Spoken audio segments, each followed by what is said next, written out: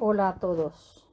Encontré en internet unos cuentos para pensar de Jorge Bucay y me gustaron y voy a leerlos porque me encantaron. Gracias por escuchar. Esos cuentos son para ser contados y no escritos ni leídos. Gracias a la tecnología y gracias a la complicidad para solucionar esa contradicción interna. Hay 8 cuentos, creo, cuentos para pensar.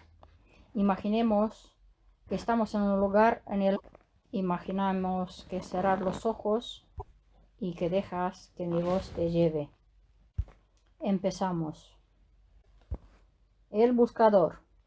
Esta es la historia de un hombre al que yo definiría como un buscador. Un buscador es alguien que busca, no necesariamente encontrar.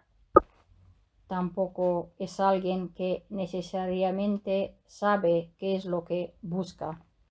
Es simplemente alguien para que su vida es una búsqueda. Un día el buscador sintió que debía ir hacia la ciudad camino al... Había aprendido a hacer caso riguroso a estas sensaciones que venían desde un lugar desconocido de sí mismo. Así que dejó todo y partió. Después de 2 días de marcha, divisó a lo lejos la ciudad. Un poco antes de llegar al pueblo, una colina a la derecha del sendero le llamó la atención. Estaba tapizada de un verde maravilloso y había un montón de árboles, pájaros y flores encantadores. La rodeaba por completo una especie de valla pequeña, de madera lustrada. La pequeña portezuela de bronce lo invitaba a entrar. De pronto sintió que olvidaba el pueblo y sucumbió ante la tentación de descansar por un momento en aquel lugar. El buscador traspasó el portal y empezó a caminar lentamente entre las piedras blancas que estaban distribuidas como el azar entre los árboles. Dejó que sus ojos se posaran como mariposas en cada detalle de ese paraíso multicolor. Sus ojos eran los de un buscador. Quizás por eso descubrió sobre una de las piedras aquella inscripción: Abdul Tarek. Vivió 8 años, 6 meses, 2 semanas y 3 días. Se sobrecogió un poco al darse cuenta que de esa piedra no era simplemente una piedra, era una lápida. Sintió pena al pensar que un niño de tan corta edad estaba enterrado en ese lugar. Miró a su alrededor. El hombre se dio cuenta de que la piedra de al lado también tenía una inscripción. Se acercó a leerla. Decía Samir Khan y vivió 5 años, 8 meses y 3 semanas. El buscador se sintió terriblemente conmocionado. Este hermoso lugar era un cementerio y cada piedra una tumba.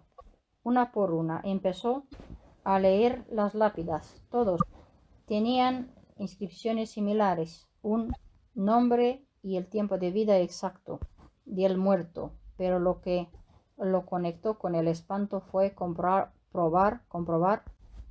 que el que más tiempo había vivido sobrepasaba apenas los 11 años. Embargado por un dolor terrible, se sentó y lloró. El cuidador del cementerio que pasaba por ahí se acercó, lo miró a llorar por un rato en silencio y luego le preguntó si lloraba por algún familiar. Ningún familiar, dijo el buscador. ¿Qué pasa con este pueblo? ¿Qué cosa tan terrible en esta ciudad? ¿Por qué tantos niños muertos enterrados en este lugar? ¿Cuál es la horrible maldición que pesa sobre esa gente que los ha obligado a construir un cementerio para chicos. El anciano se sonrió. ¿Puede usted serenarse?, le dijo. No hay tal maldición. Lo que pasa es que aquí tenemos una vieja costumbre. Les contaré. Cuando un joven cumple 15 años en este pueblo, sus padres le regalan una libreta, como esta que tengo aquí colgando del cuello, ¿ve? Y es tradición entre nosotros que a partir de allí, cada vez que uno disfruta intensamente de algo, abre su libreta y anota a la izquierda qué fue lo disfrutado, a la derecha cuánto tiempo duró el gozo, conoció a su novia y se enamoró de ella, cuánto tiempo duró esta pasión enorme y el placer de conocerla, una semana, 2, 3 semanas y media, y después la emoción del primer beso, el placer maravilloso del primer beso, cuánto duró el minuto y medio del mes o 2 días, una semana, y el embarazo o el nacimiento del primer hijo y el casamiento de los amigos y el viaje más deseado y el encuentro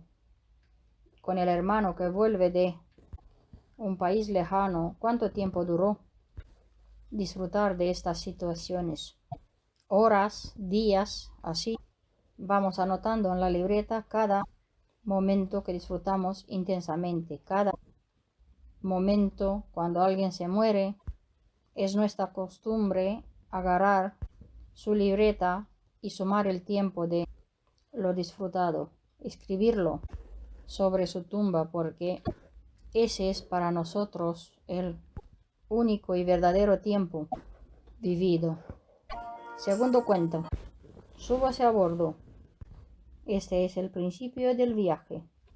Un viaje que con un poco de suerte puede conducirnos a todos hacia un lugar deseado, hacia un lugar que quizás no conocemos, que quizás nunca lleguemos a conocer, pero que en última instancia es el rumbo final de todas nuestras vidas. Es el sendero que nos conduce hacia la sabiduría. Ese cuento contaba en aquel entonces una historia muy parecida a esta, pero el sentido final del cuento era espantoso. De una maravillosa idea, alguien había hecho una horrible pancarta de discriminación y resentimiento, pero parecido a lo que ocurre entre algunos amados, con el camino deja de ser el mismo. Es decir, y pues, como tantas otras veces, reescribir el relato para que llevara el mensaje que le creía merecedor. La historia nos lleva a la época del rey Arturo y de los caballeros de la mesa redonda, tiempo de hechicería y de castillos, de puentes llevadizos, tiempos de intrigas y de batallas heroicas, tiempo de dragones mágicos que arrojan fuego por la boca y de paladines de honor y valor ilimitados. El rey Arturo había enfermado. En tan solo 2 semanas su debilidad lo había postrado en su cama y ya casi no comía. Todos los médicos de la corte fueron llamados para curar al monarca, pero nadie había podido diagnosticar su mal. Pese a todos los cuidados del buen rey, empeoraba cada momento. Una mañana, mientras los sirvientes aireaban la habitación donde el rey yacía dormido, uno de ellos le dijo a otro, con tristeza: morirá. En el cuarto estaba un heroico y apuesto caballero de la mesa redonda y el compañero de las grandes líderes de Arturo. Galahad escuchó el comentario del sirviente y se puso de pie como un rayo. Tomó al hombre de las ropas y le gritó: jamás vuelvas a repetir esas palabras, ¿entiendes? El rey vivirá, el rey se pondrá bien. El rey se recuperará. Solo necesitamos encontrar el médico que conozca su mal. ¿Oíste? El sirviente, temblando, se animó a contestar. Lo que pasa si es que Arturo no está enfermo, está embrujado. Eran épocas donde la magia era tan lógica y natural como la ley de gravedad. ¿Por qué dices eso? Maldición, preguntó Galahad. Tengo muchos años, mi señor, y he visto decenas de hombres y mujeres en esta situación. Solamente uno de ellos ha sobrevivido. Eso quiere decir que existe una posibilidad. Dime cómo lo hizo el que escapó de la muerte. Se trata de conseguir un brujo más poderoso que el que realizó esa brujería, ese conjuro. Y eso no se hace. Si no se hace, el hechizado muere. Pues debe haber en el reino un hechicero más poderoso, dijo Galahad. Pero si no está en el reino, podría buscar al otro lado del mar y lo traeré. Que yo sepa, dijo el sirviente, hay solamente 2 personas tan poderosas como para curar a Arturo. Uno, en el caso que se encontraba, tardaría 2 semanas en venir, y no creo que nuestro rey pueda soportar tanto. Y la otra persona, el viejo sirviente bajó la cabeza, moviéndola de un lado a otro negativamente. La otra persona es la bruja de la montaña. Pero aun cuando alguien fuera suficientemente valiente para ir a buscarlo, lo cual dudo, que ella jamás vendría a curar al rey que él expulsó del palacio hace tantos años. La fama de la bruja era realmente siniestra. Se sabía que era capaz de transformar su esclavo al más bravo guerrero con solo mirarlo en los ojos. Se decía que con solo tocarla se le helaba a uno la sangre en las venas. Se contaba que hervía a la gente en aceite para comerse su corazón. Pero Arturo era el mejor amigo que Galahad tenía en su vida. Había batallado a su lado cientos de veces. Había escuchado sus penas más banales y las más profundas. No había riesgo que no corriera por salvar a su soberano, a su amigo y a la mejor persona que había conocido. Galahad calzó su armadura y, montando su caballo, se dirigió a la montaña negra donde estaba la cueva de la bruja. Apenas cruzó el río, notó que el cielo empezaba a oscurecerse. Nubes opacas y densas parecían ancladas al pie de la montaña. Al llegar a la cueva, la noche parecía haber caído a pleno día. Galahad desmontó, caminó hacia el agujero en la piedra verde. Verdaderamente el frío sobrenatural que salía de la gruta y el olor fétido que emanaba del interior lo obligaron a replantear su camino. Pero caballero resistió. Siguió avanzando por el piso encharcado y lúgubre túnel. De vez en cuando el aleteo de un murciélago lo llevaba a cubrirse instintivamente la cara. Tras 15 minutos de marcha, el túnel se abrió en una enorme caverna impregnada de un olor acre en la luz amarillenta generada por cientos de velas encendidas. En el centro, revolviendo una olla humeante, estaba la bruja. Era una típica bruja de cuento, tal y como se lo había descrito su abuela en aquellas historias de terror que le contaba en su infancia para dormir, y lo desvelaban fantaseando la lucha contra el mal que emprendería cuando tuviera edad para ser caballero de la corte. Allí estaba, encorvada, vestida de negro, con las manos alargadas y huesudas, terminadas en larguísimas uñas que parecían garras. Los ojos pequeños la nariz ganchuda, el mentón prominente y la actitud que encarnaba el espanto. Apenas Galahad adentró, sin siquiera mirarla, la bruja le gritó: «Vete antes de que te convierta en un sapo o en algo peor». «Es que he venido a buscarte», dijo Galahad. «Necesito ayuda para mi amigo, que está muy enfermo». «Jejeje», dijo la bruja.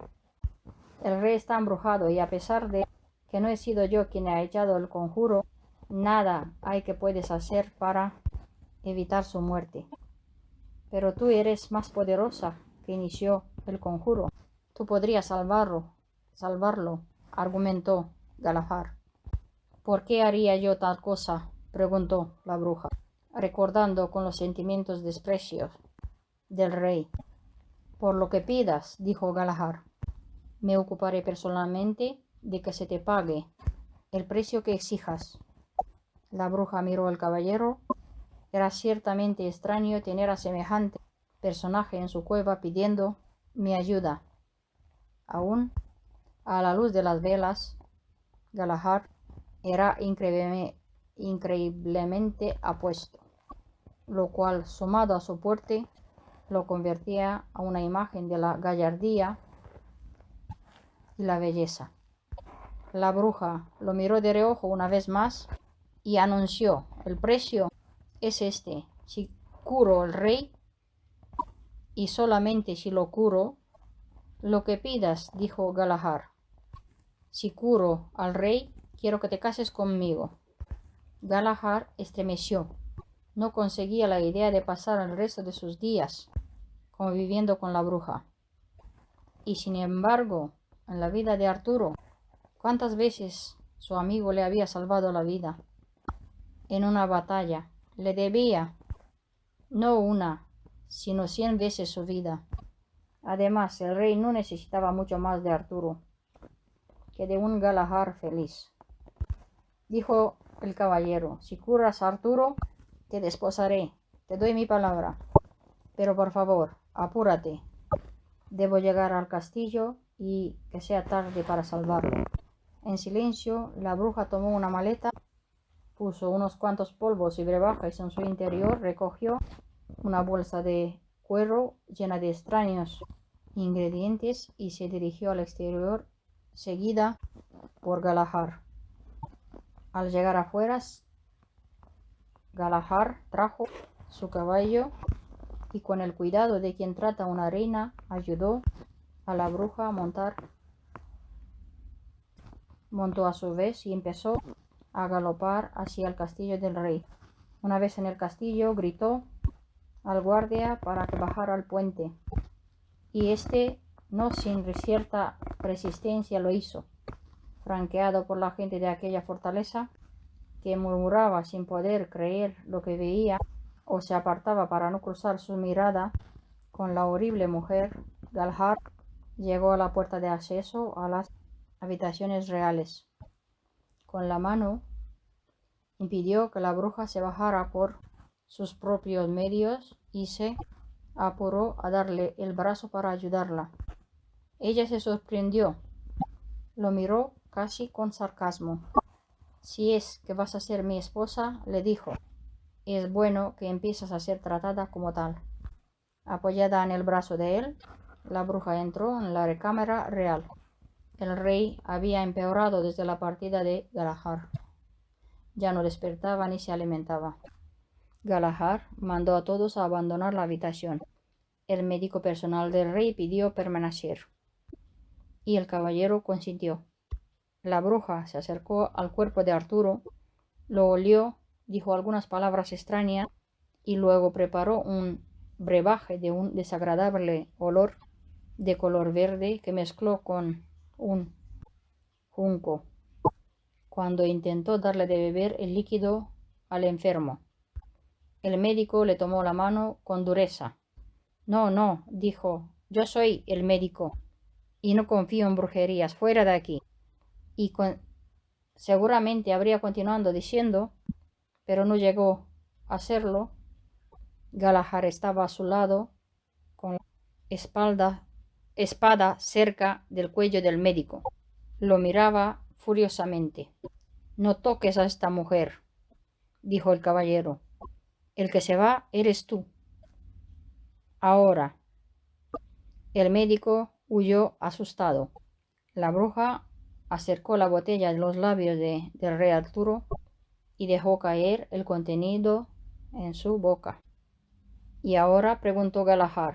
Ahora hay que esperar, dijo la bruja.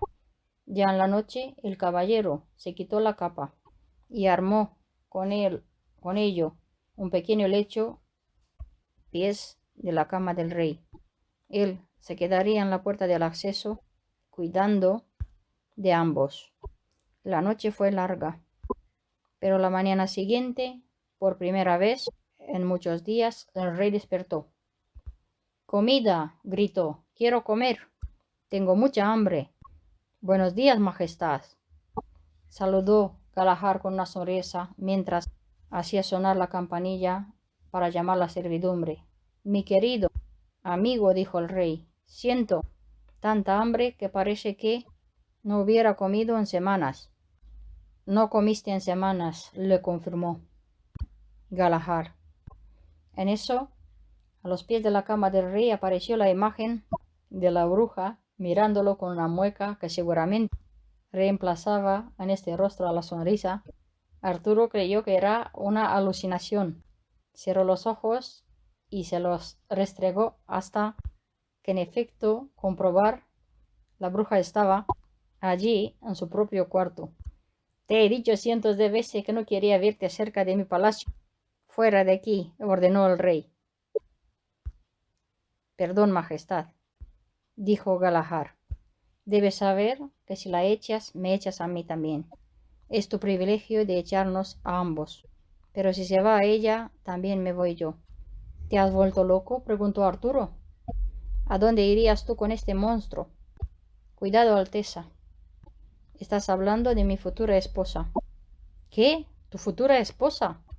Yo he querido presentarte las jóvenes casaderas de las mejores familias del reino, las princesas más codiciadas de la región, a las mujeres más hermosas del mundo, y las has rechazado a todas. ¿Cómo vas a casarte con ella? La bruja se arregló el pelo y dijo, es el precio que ha pagado para que yo te cure. No, gritó el rey, me opongo. No permitiré esa locura. Prefiero morir. Ya está hecho, Majestad, dijo Galahad. Te prohíbo entonces que te cases con ella, contestó el caballero.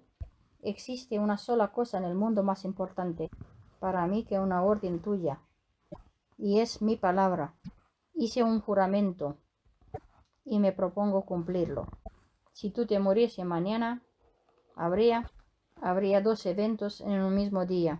El rey comprendió que no podría hacer nada para proteger a su amigo de su propio juramento.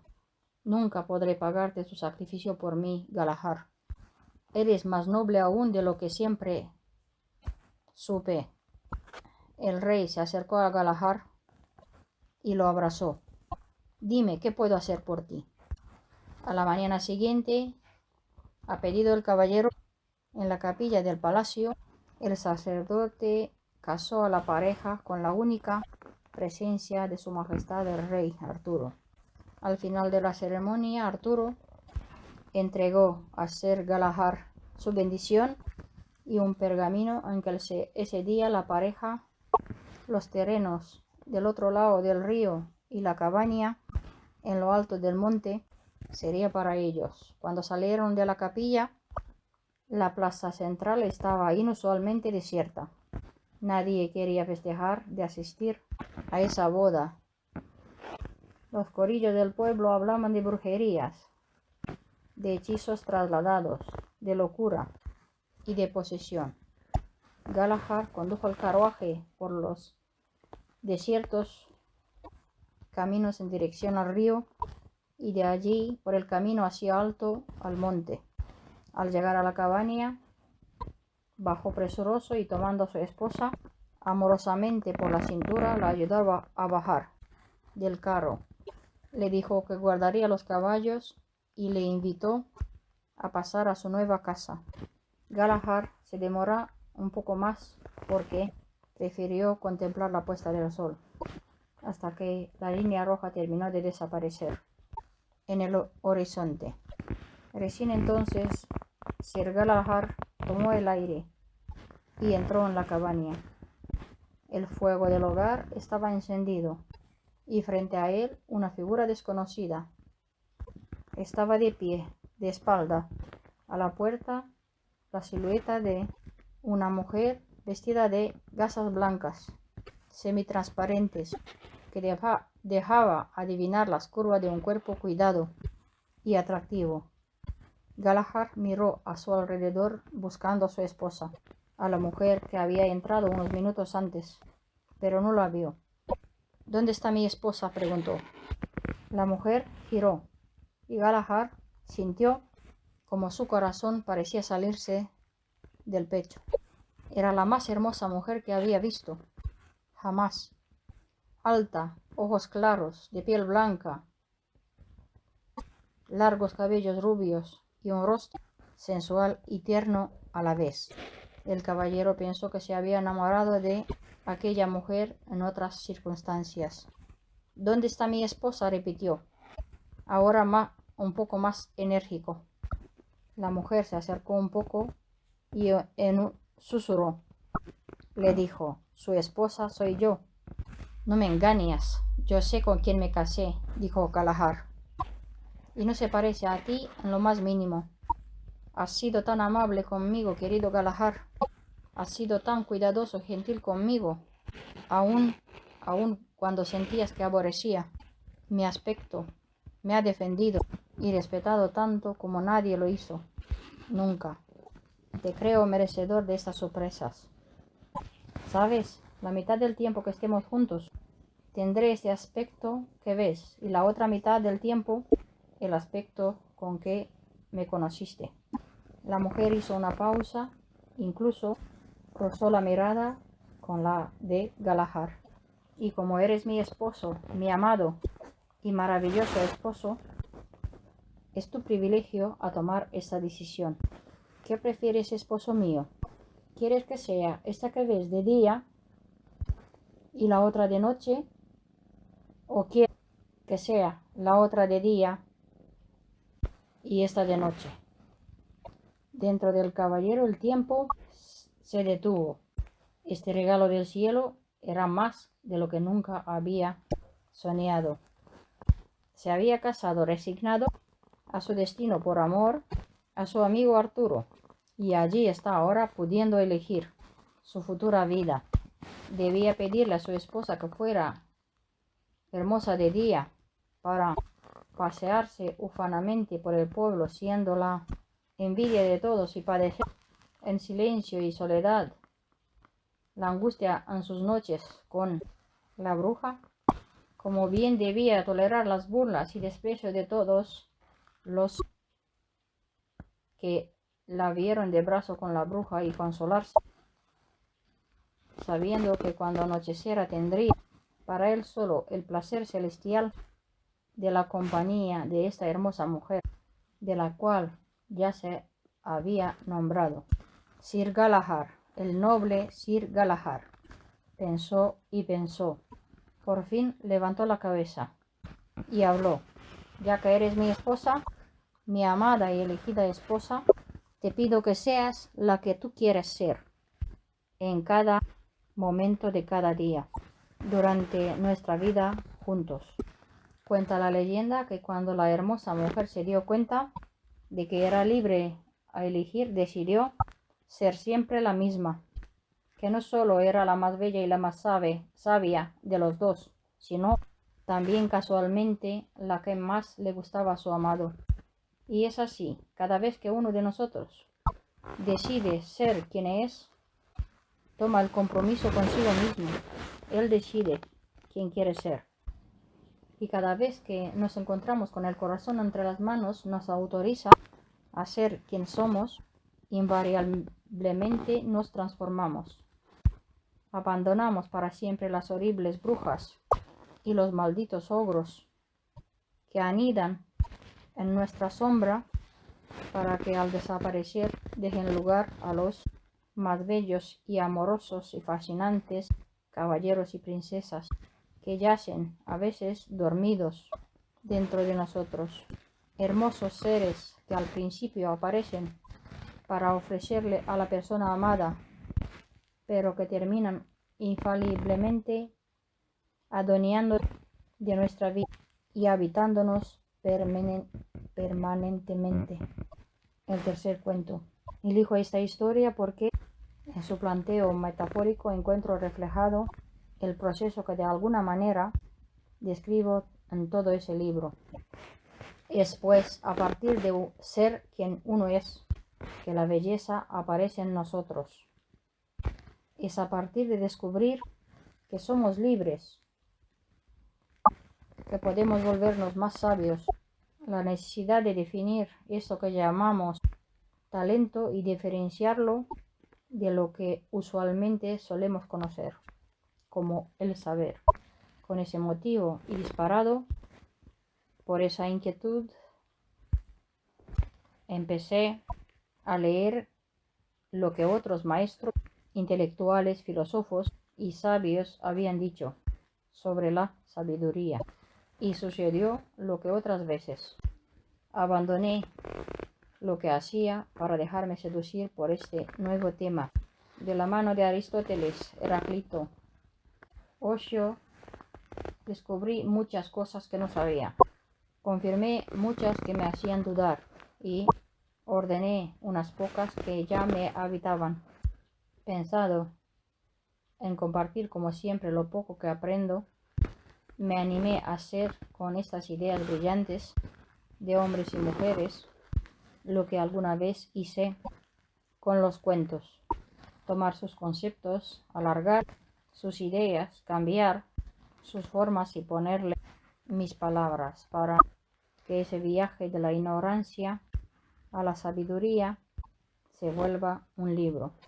Encontraremos en él 3 desafíos.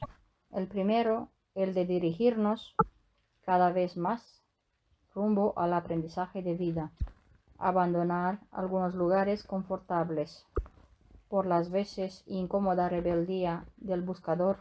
El segundo desafío es el de aceptar que todos somos o hemos sido ignorantes y por ello aprender a ayudar amorosamente a otros a que empiecen su viaje. El último desafío, el de aprender a desconfiar con inteligencia de todo lo que dice este libro, como manera única de buscar la verdad. Aunque debo agregar, y empieza por cuestionar también estos desafíos.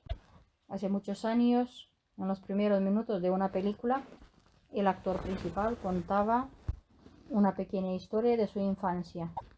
No recuerdo el nombre del film y me parece que era bastante malo, pero el texto se llamaba El río perdido y me acompaña desde entonces. Decía el actor fumando una pipa de mazorca. Decía él más o menos así: cuando yo tenía 8 años encontré el río perdido. Nadie sabía dónde estaba. Nadie en mi condado no podría decirte cómo llegar, pero todos hablaban de él. Cuando llegué por primera vez al río perdido, me di cuenta rápidamente de que estaba allí. Uno se da cuenta cuando llega. Es el lugar más hermoso que jamás vi. Había árboles que caían sobre el río y algunos peces enormes navegaban en aguas transparentes. Así que me saqué la ropa, me tiré al río y nadé entre los peces y sentí el brillo del sol en el agua y sentí que estaba en el paraíso. Me pasé allí toda la tarde y me fui marcando el camino hasta mi casa. Cuando estuve allí le dije a mi padre: papá, encontré el río perdido. Mi papá me miró rápidamente, se dio cuenta que no mentía. Entonces le acarició la cabeza y me dijo: yo tenía más o menos tu edad cuando lo vi por primera vez. Siempre quise volver y nunca pude encontrar de nuevo la ruta. Y yo le dije: no te preocupes, yo marqué el camino, papá. Dejó huellas y corté ramas, así que podemos volver juntos. Al día siguiente, cuando quise volver, no pude encontrar las marcas que yo dejé, que yo mismo le había hecho. Y el río se volvió perdido también para mí. Entonces me quedó el recuerdo y la sensación de que tenía que buscarlo alguna vez. 2 años después, una tarde de otoño, fuimos a la dirección de guardaparques del condado. Mi papá necesitaba trabajo. Había salido un aviso en el periódico. Bajamos a un sótano y mientras mi padre esperaba en las filas para ser atendido, vi que en una pared había un mapa enorme que reproducía cada lugar del condado, cada montaña, cada río. Así que me acerqué con mis hermanos, que eran menores, para tratar de mostrarles el río perdido. Tratar el 60 de encontrarlo en el mapa. Buscamos y buscamos, pero nada, sin éxito. Entonces se acercó un guardaparques grandotes, con bigotes, y me dijo: ¿Estás buscando algo, hijo? Buscamos el río perdido, dije yo, esperando su ayuda. Pero él me respondió: no existe tal río, no existe este lugar. ¿Cómo que no existe? Que yo nadé allí. Entonces el hombre me dijo: ¿nadaste en el río Rojo? Y yo le dije: nadé en los dos y sé la diferencia. Pero él insistió: ese río no existe, ese lugar no existe. En eso regresó mi papá. Le tiré del pantalón y le dije: dile, papá, dile que existe el río perdido, dile. Y entonces el señor del uniforme me dijo mientras miraba a mi padre: mira, niño, este país depende de que los mapas se atengan a la realidad. Cualquier cosa que existiera y no estuviera aquí en el mapa del servicio oficial del guardabosques del estado sería una amenaza contra la seguridad del país. Así que ese mapa dice que el río perdido no existe. Y entonces el río perdido no existe. Yo seguí tirando de la manga de papá y le dije: dile, papá, dile.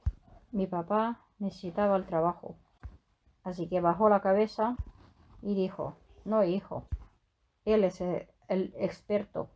Si él lo dice, debe ser que no existe. Y ese día aprendí algo: cuidado con los expertos.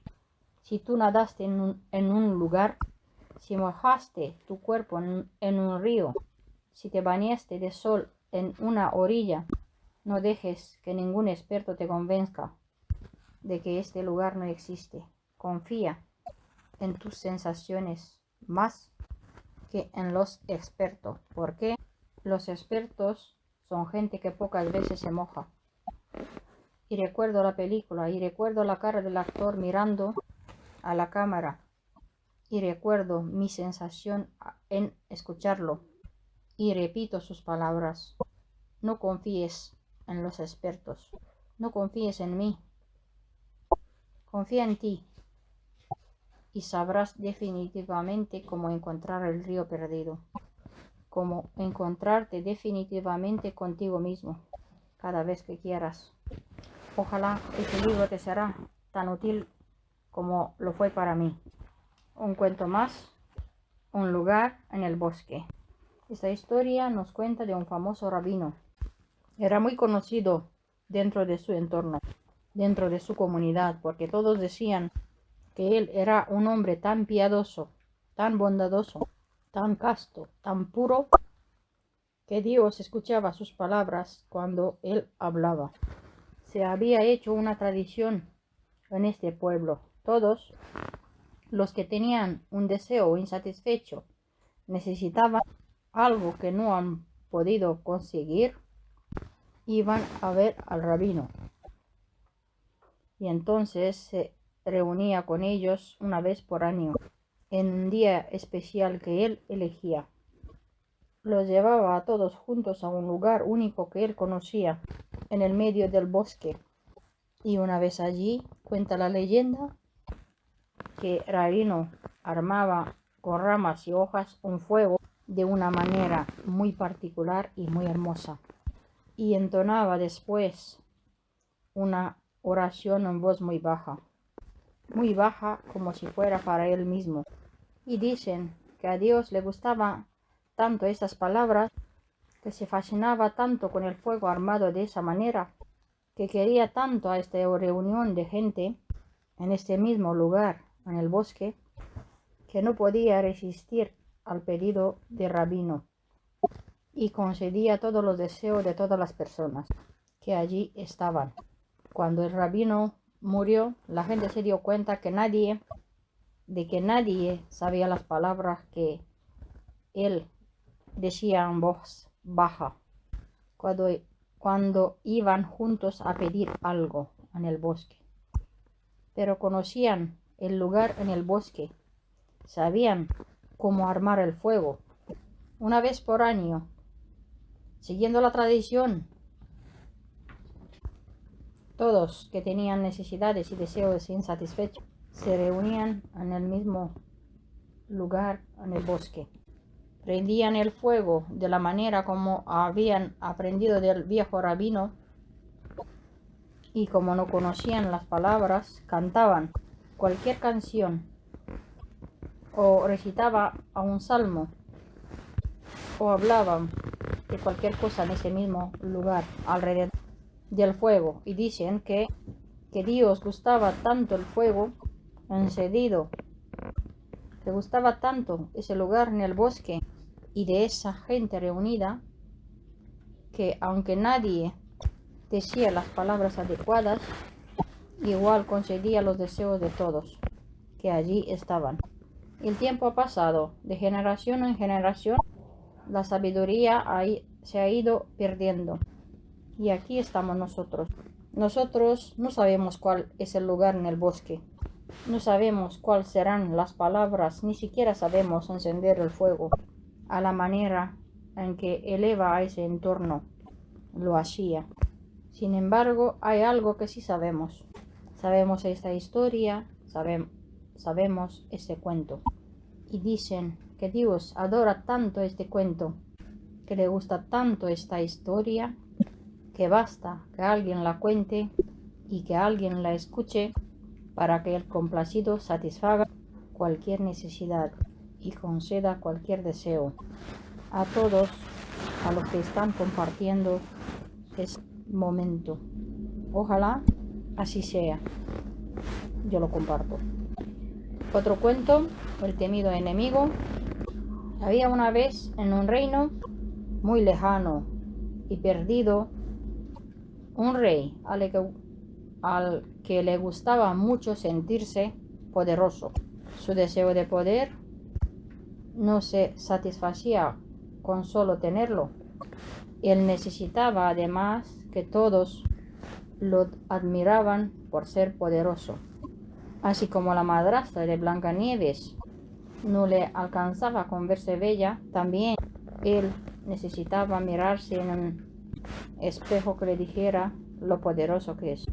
Él no tenía espejos mágicos, pero contaba con un montón de cortesanos y sirvientes a su alrededor a quienes preguntarle si él es el más poderoso del reino. Invariablemente todos le decían lo mismo: Alteza, eres muy poderoso, pero tú sabes que el mago tiene un poder que nadie posee. Él conoce el futuro. En aquel tiempo, alquimistas, filósofos, pensadores religiosos y místicos eran llamados genéricamente magos.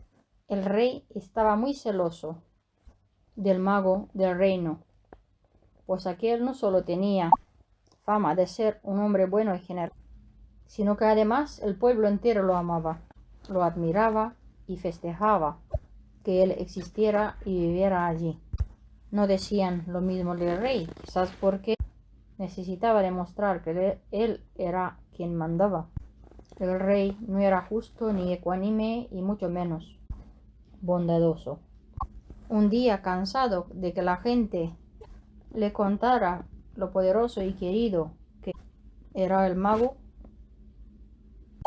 o motivado por esa mezcla de celos y temores que genera la envidia, el rey urdió un plan. Organizaría una gran fiesta a la cual invitaría al mago, y después de la cena pediría la atención de todos.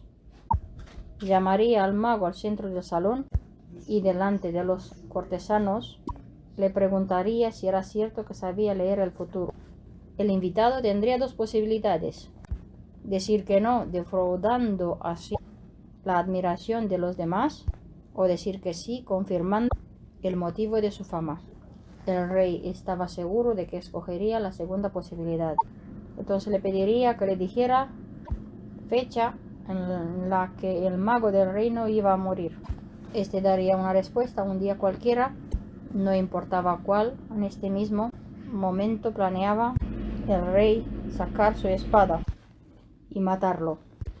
Conseguiría con estas dos cosas de un solo golpe. La primera, deshacerse de su amigo para siempre, enemigo. Y la segunda, demostrar que el mago no había podido adelantarse el futuro, ya que se había equivocado en su predicción. Se acabaría en una sola noche el mago y el mito de sus poderes. Los preparativos se iniciaron enseguida y muy pronto el día del festejo llegó. Después de la gran cena, el rey hizo pasar al mago al centro y ante el silencio de todos le preguntó: ¿Es cierto que puedes leer el futuro? Un poco, dijo el mago. ¿Y puedes leer tu propio futuro?, preguntó el rey. Un poco, dijo el mago. Entonces quiero que me des una prueba, dijo el rey. ¿Qué día morirás? ¿Cuál es la fecha de tu muerte? El mago se sonrió, lo miró a los ojos y no contestó. ¿Qué pasa, mago?, dijo el rey, sonriente. ¿No lo sabes? ¿No es cierto que puedes ver el futuro, no? No es eso, dijo el mago, pero lo que sé no me animo a decírtelo. ¿Cómo que no te animas? Yo soy el rey, soy tu soberano y te ordeno que me lo digas. Debes darte cuenta que es muy importante para el reino saber cuándo perderemos a sus personajes más eminentes. Contéstame, pues, ¿cuándo morirá el mago del reino? Luego un intenso silencio. El mago lo miró y dijo: No puedo precisarte la fecha, pero sé que el mago morirá exactamente un día antes que el rey. Durante unos instantes el tiempo se congeló. Un murmullo corrió por entre los invitados. El rey siempre había dicho que no creía los magos ni las adivinaciones, pero lo cierto es que no se animó a matar al mago. Lentamente el soberano bajó los brazos y se quedó en silencio. Los pensamientos se agolpaban en su cabeza. Se dio cuenta de que se había equivocado. Su odio había sido el peor consejero. Alteza, te has puesto pálido. ¿Qué te sucede?, preguntó el invitado. Me siento mal, contestó el monarca. Voy a ir a mi cuarto. Te agradezco que hayas venido. Y con un gesto confuso giró en silencio, encaminándose a su habitación. El mago era astuto. Había dado la única respuesta que evitaría su muerte. Habría leído su mente. La predicción no podría ser cierta, pero ¿y si lo fuera? Estaba aturdido. Se le ocurrió que sería trágico que le pasara algo al mago. Camino a su casa, el rey volvió sobre sus pasos y dijo en voz alta: Mago, eres famoso en el reino por tu sabiduría. Te ruego que pases esta noche en el palacio. Consultarte por la mañana sobre algunas decisiones reales. Majestad, sería un gran honor, dijo el invitado con una reverencia. El rey dio órdenes a sus guardias personales para que acompañaran al mago hasta las habitaciones. de huéspedes en el palacio y para que custodiase en su puerta asegurándose de que nada pasara. Esa noche el soberano no pudo conciliar el sueño. Estuvo muy inquieto, pensando qué pasaría si el mago le hubiera caído mal la comida o si se hubiera hecho daño accidentalmente durante la noche o si simplemente le hubiera llegado su hora. Bien temprano en la mañana, el rey golpeó en las habitaciones de sus invitados. Él nunca en su vida había pensado en consultar ninguna de sus decisiones, pero esta vez, en cuanto el mago le recibió, hizo la pregunta. Necesitaba una excusa y el mago, que era un sabio, le dio una respuesta correcta, creativa y justa. El rey, casi sin escuchar la respuesta, alabó a su huésped por su inteligencia y le pidió que se quedaría un día más, supuestamente para consultarle otro asunto. Obviamente el rey solo quería asegurarse de que nada le pasara. El mago, que gozaba de la libertad que solo conquistan los iluminados, aceptó. Desde entonces, todos los días por la mañana o por la tarde, el rey iba hasta las habitaciones del mago para consultarlo y lo comprometía para una nueva consulta al día siguiente. No pasó mucho tiempo antes de que el rey se diera cuenta de que los consejos de su nuevo asesor eran siempre aceptados y terminara casi sin notarlo. Pasaron los meses y luego los años y como siempre estar cerca del que sabe vuelve al que no sabe más sabio. Así fue. El rey poco a poco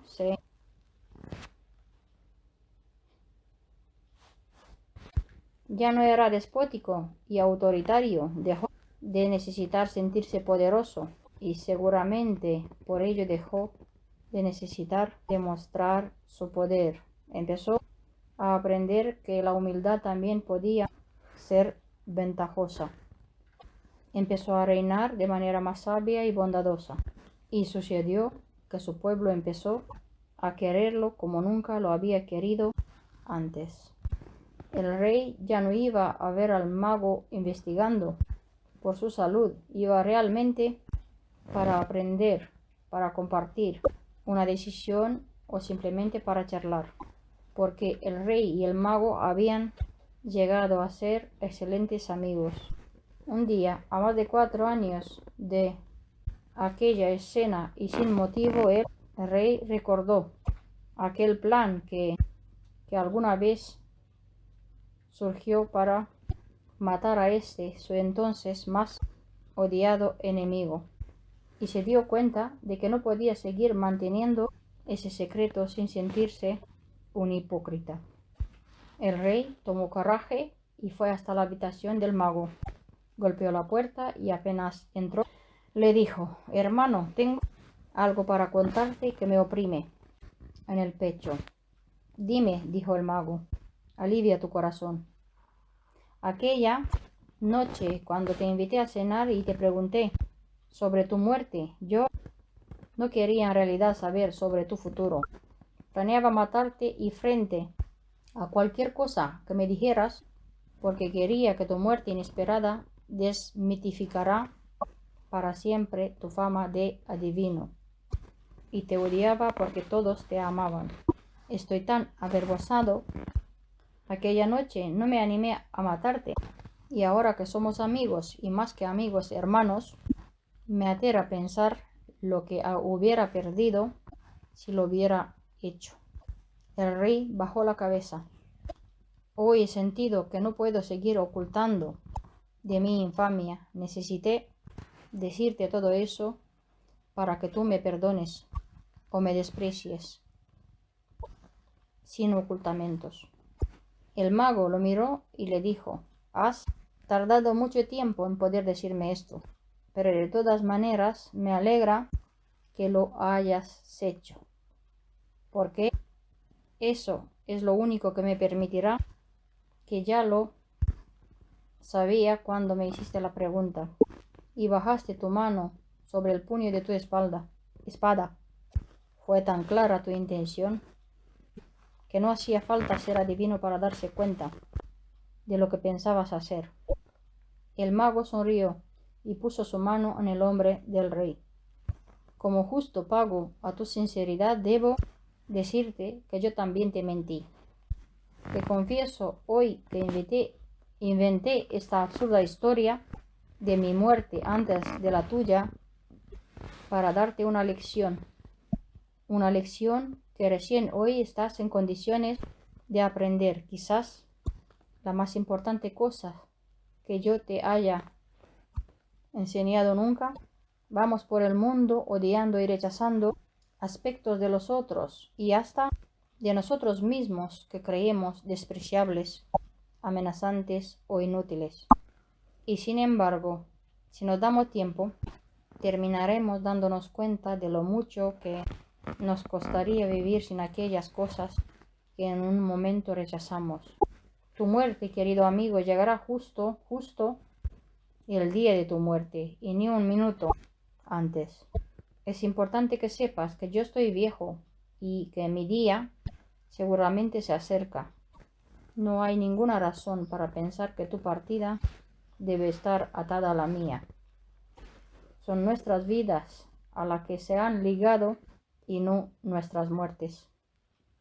El rey y el mago se abrazaron y festejaron, brindando por la confianza que cada uno sentía en esta relación que habían sabido construir juntos.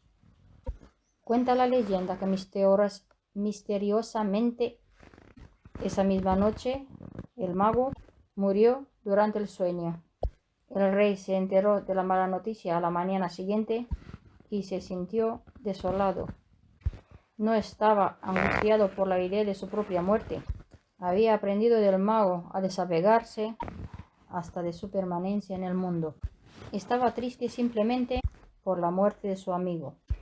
Qué coincidencia extraña había hecho que el rey pudiera contarle esto al mago justo la noche anterior a su muerte. Tal vez, de alguna manera desconocida, el mago había hecho que él pudiera decirle esto para quitarle su fantasía de morirse un día después, un último acto de amor para librarlo de sus temores de otros tiempos. Cuentan que el rey se levantó y con sus propias manos cavó en el jardín bajo su ventana una tumba para su amigo el mago. Enterró allí su cuerpo y el resto del día se quedó al lado del montículo de tierra, llorando como se llora ante la pérdida de los seres más queridos. Y recién entrada de la noche, el rey volvió a su habitación. Cuenta la leyenda que esta misma 24 horas de la muerte del mago, el rey murió en su lecho mientras dormía, quizás de casualidad, quizás de dolor, quizás para confirmar la última enseñanza del maestro. Quiero que me oigas sin juzgarme. Quiero que opines sin aconsejarme. Quiero que confíes en mí sin exigirme. Quiero que me ayudes sin intentar decidir por mí. Quiero que me cuides sin anularme. Quiero que me mires sin proyectar tus cosas en mí. Quiero que me abraces sin asfixiarme. Quiero que me animes sin empujarme. Quiero que me sostengas sin hacerte cargo de mí. Quiero que me protejas sin mentiras. Quiero que te acerques sin invadirme. Quiero que conozcas las cosas mías que más te disgustan, que las aceptes y no pretendas cambiarlas. Quiero que sepas que hoy podéis contar conmigo sin condiciones. Otro cuento, el oso. Esa historia habla de un sastre, un zar y su oso. Un día, el zar descubrió que uno de los botones en su chaqueta preferida se había caído. El zar era caprichoso, autoritario y cruel. Cruel como todos los que se enmarañan por demasiado tiempo en el poder. Así, furioso por la ausencia del botón, mandó a buscar a su sastre y ordenó que a la mañana siguiente fuera decapitado por el hacha del verdugo. Nadie contradecía al emperador de todas las Rusias, así que la guardia fue hasta la casa del sastre, arrancándolo de los brazos de su familia, lo llevó a la mazmorra del palacio para esperar allí su muerte. Cuando cayó el sol, un guardacárcel le llevó al sastre la última cena. El sastre revolvió el plato de comida con la cuchara y mirando al guardiacárcel dijo: «Pobre del zar». El guardiacárcel no pudo evitar reírse. «Pobre del zar», dijo. «Pobre de ti, tu cabeza quedará separada de tu cuerpo a unos cuantos metros mañana a la mañana».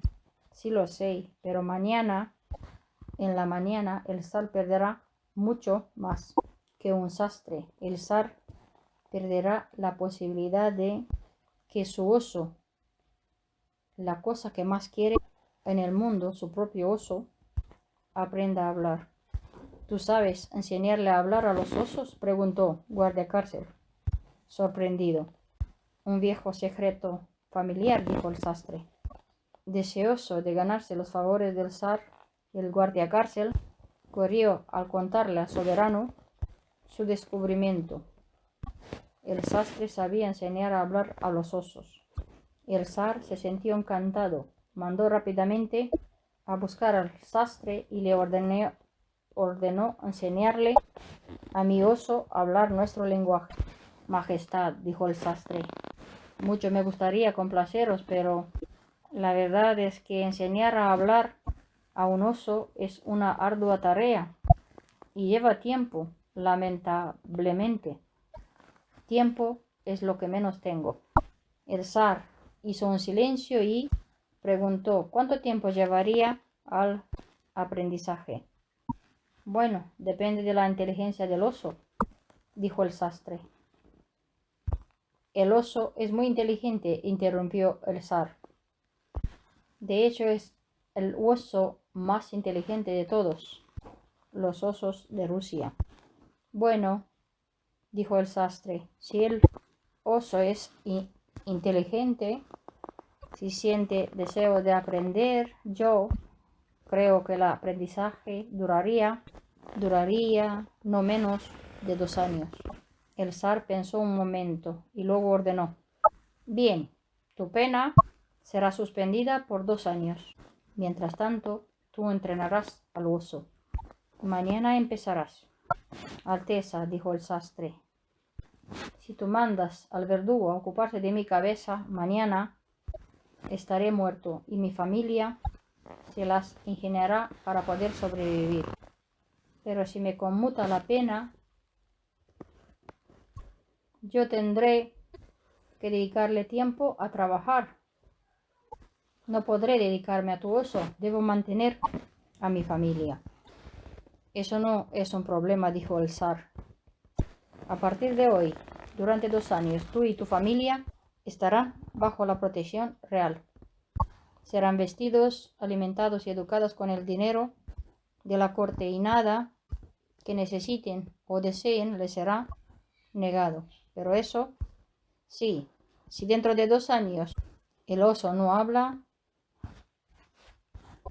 te arrepentirás de haber pensado en esta propuesta. Rogarás haber sido muerto por el verdugo. ¿Entiendes, verdad?». «Sí, Alteza». «Bien. Guardias, que lleven al sastre en su carruaje de la corte. Denle 2 bolsas de oro, comida y regalos para sus niños. ¡Ya! ¡Fuera!».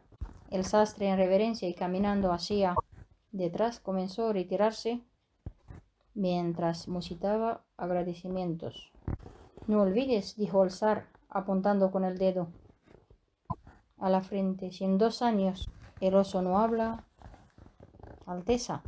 Cuando todos en la casa del sastre lloraban por pérdida del padre de familia, el hombre pequeño apareció en la casa, en el carruaje de zar, sonriente, eufórico y con regalos para todos. La esposa del sastre no cabía en su asombro. Su marido, que pocas horas antes había sido llevado al cadalso, volvía ahora exitoso, acadalado y exultante. Cuando estuvieron a solas, el hombre le contó los hechos. «Estás loco», dijo la mujer. «Enseñar a hablar al oso de Sar. Tú que ni siquiera has visto un oso de cerca. Estás loco. Enseñar a hablar al oso, loco. Estás loco». «Calma, mujer, calma», le dijo el sastre. «Mire, me iban a cortar la cabeza mañana al amanecer. Ahora tengo 2 años. En 2 años pueden pasar muchas cosas. Pueden pasar tantas cosas en 2 años. En 2 años, siguió el sastre, se puede morir el zar, me puedo morir yo. Y lo más importante, por alguien oso habla». Otro cuento, obstáculos. Voy andando por un sendero. Dejo que mis pies me lleven. Mis ojos se posan en los árboles, en los pájaros, en las piedras. En el horizonte se recorta la silueta de una ciudad.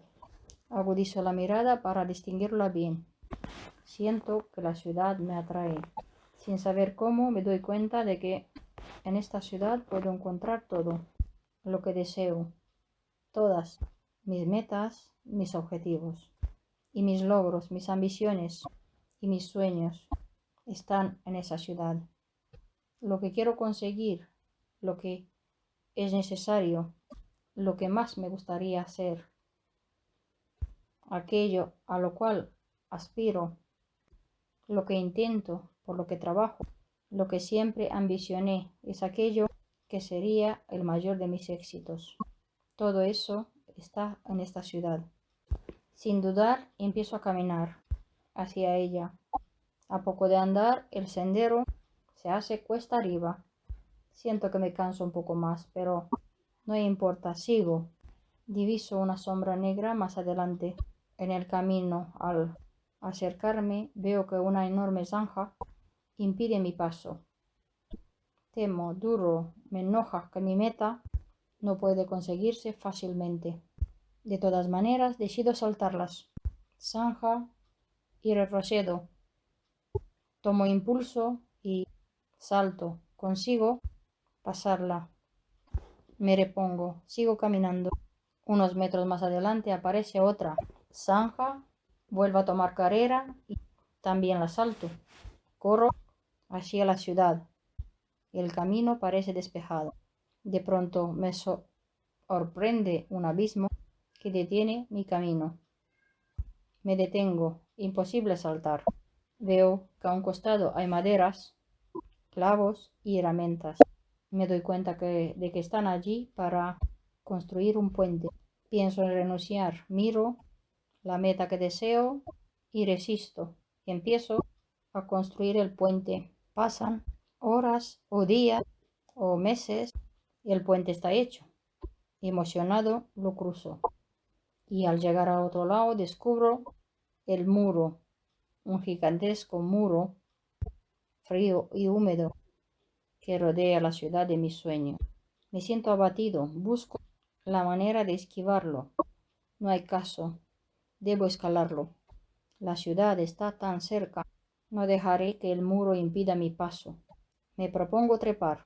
Descanso unos minutos, tomo aire. De pronto veo a un costado del camino un niño que me mira como si me conociera. Me sonríe con complicidad.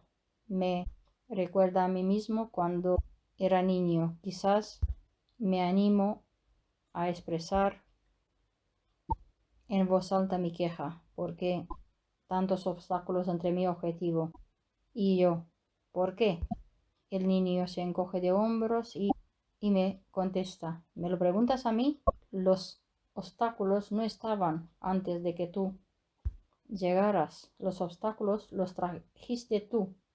Y el último cuento de cuentos para pensar. Codicia. Cavando para montar un cerco que separara mi terreno del vecino, me encontré enterrado en mi jardín un viejo cofre lleno de monedas de oro. A mí no me interesó por la riqueza, Me interesó por lo extraño del hallazgo.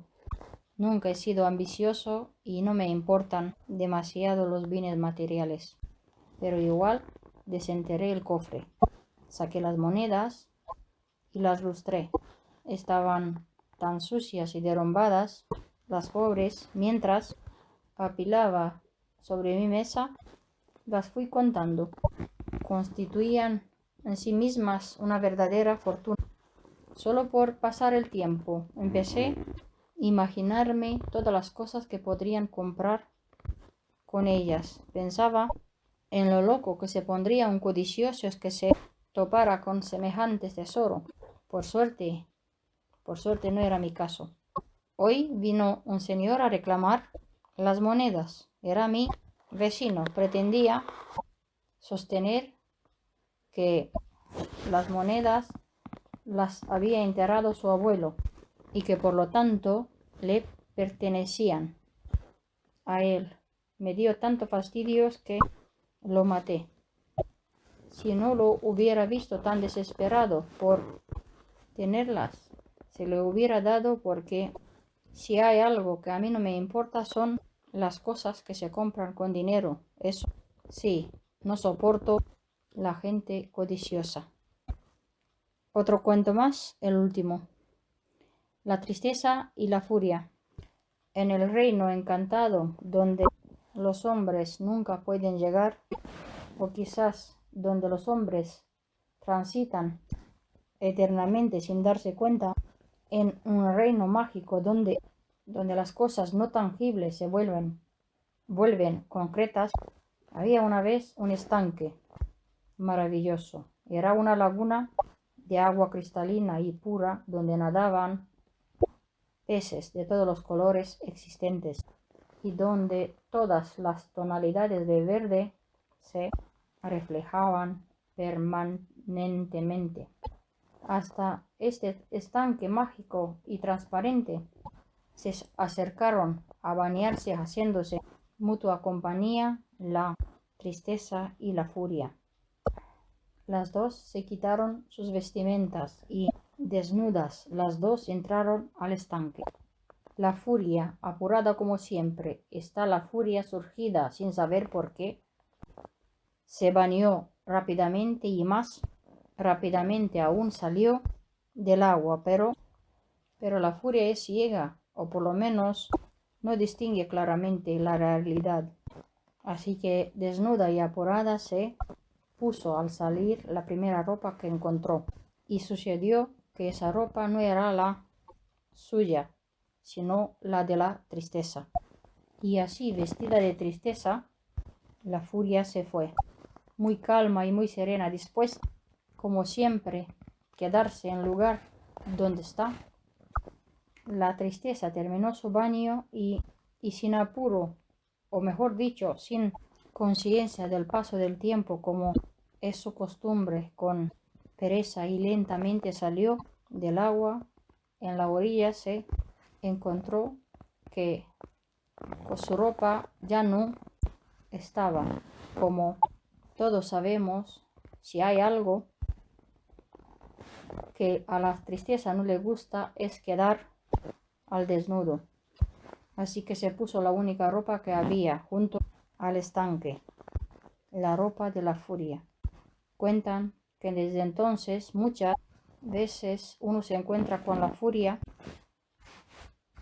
cruel, ciega, terrible y enfadada. Pero si nos damos el tiempo de mirar bien, encontramos que esa furia que vemos que es solo un disfraz, y que detrás del disfraz de la furia en realidad está escondida la tristeza. Muy bonitos cuentos para pensar, de Jorge Bucay. Me gustó y lo voy a compartir con mi voz personalizados. Gracias por escuchar el audio. Si te gustó, dale like y suscríbete a mi canal. Gracias.